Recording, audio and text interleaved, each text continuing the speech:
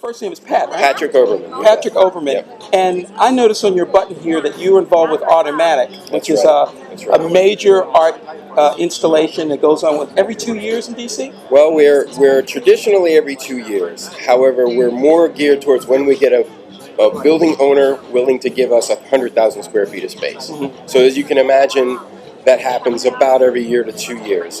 We started in '99. This is our sixth Artomatic. Fifth one in Washington, D.C. We were in Crystal City in 2007. And we have 8 stories of a 12-story building in Noma here, right at 1200 First Street. It's at First and M. We already have over 800 visual artists registered. Wow. We have 160 performance artists registered. And we're looking for over 1,000 artists at this year's event. I understand this is going to be the largest one yet. Yes. And this is because of the track record that's been established over the several years at Yes. Artomatic. And coincidentally, one of those was here, where That's right. the actual used to be the Children's Museum. That's right. And of course 2004. now it's a whole different kind. It's called Senate Square now. That's Which is right. why we're here today. That's right. So we have a lot to look forward to as far as this. Exactly. This I event is think concerned. one of the reasons you'll see what Abdo is building here, that was basically about to be renovated. Mm-hmm. They brought us in. We bring a lot of traffic, a lot of excitement to the area. They renovated it. Now you have this brand new, beautiful condo project. Mm-hmm. And so we like to see this because building owners come to us when they need that kind of presence. So they get a presence. We get a venue for our artists. The both of them make out. The artists get to sell art. The public gets a great venue. It's really a win-win for everybody. So you've obviously participated in this in the past. Oh, yeah. I can think of a lot of the art pieces that really stood out in my mind. One of them was the talking fish. You remember that one? And that was here at the Capitol Children's Museum. Yes, I do. That was fascinating. It had the fish kind of I didn't really understand at the time whether it was following you and then sort of taunting you with these sort of single life statements and quotes. It was really funny. It was really good. That was one of the funniest, and then there were several others that I remember that are outstanding.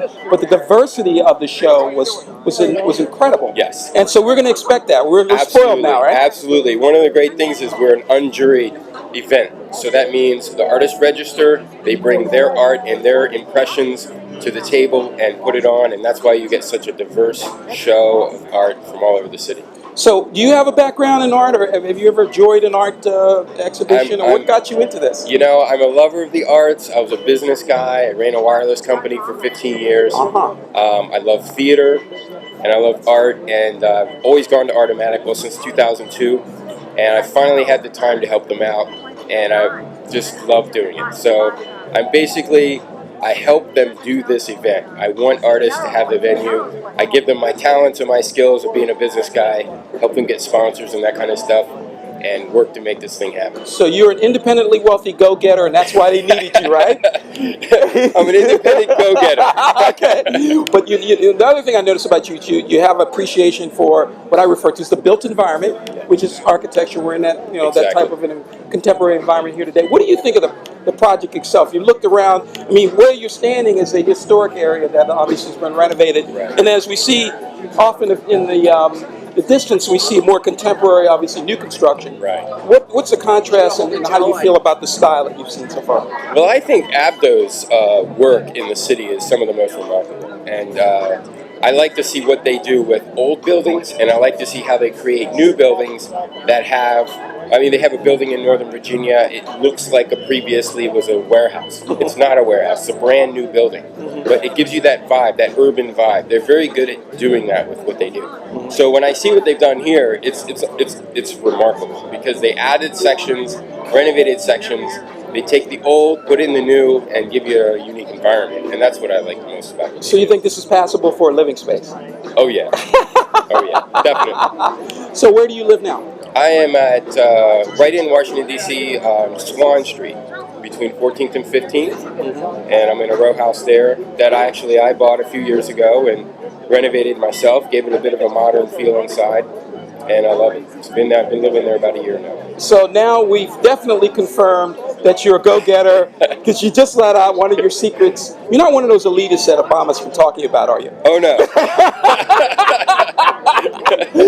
But obviously you're an art lover, and you're going to be a part of this, and you're doing one of the things Artomatic does is it sort of shows what the arts community can do here in DC, which is still underrated relative to New York. Yeah, Washington, D.C. never had an industrial base that was in decline that then gives artists a venue to collect themselves. And so we're dispersed all over the place. Like in New York or Chicago, they have these, even Baltimore, they have these areas that have been sort of taken over by artists. They're low rent, they're large buildings.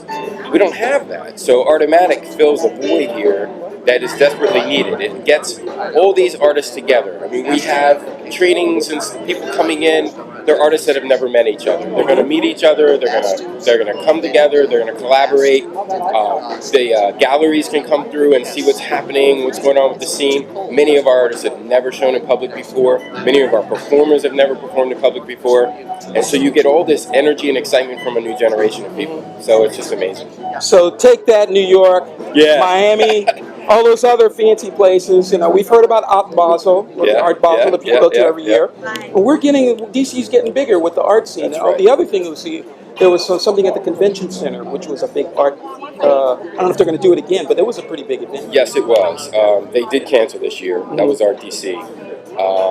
I don't know what the reasons were behind that, but they did that last year, and they won't be doing it again this year. Okay. Well, we're in good company today. You see our former Mayor Wiggins is standing right behind you. Yes. So that means two things. That means there's a speech coming up somewhere along the line, and it means there's going to be a lot of interesting people here to network with. So I'm going to take some time to go around and talk to some folks, and we're going to talk about Artomatic because I will definitely be there. Awesome. And I will not be wearing a collared shirt. Okay. Because I want to be just like them. I want to mix in. I want to be creative and feel like I'm part of the atmosphere. All right. Well, May 9th to June 15th, 1 block off the Red Line, New York Avenue Metro stop. Come on out. It's open to the public, free of charge, and we'd love to have you. Can you mention the website also for them? Website is www.artomatic.org. Okay, Pat Oberman, it has been refreshing running into you. We'll talk about all the other stuff related to art and architecture this afternoon, and I just want to say thank you for taking the time to speak with us, and we'll see everyone at Artomatic coming up soon. Thank you. All right. It's been a pleasure. Okay.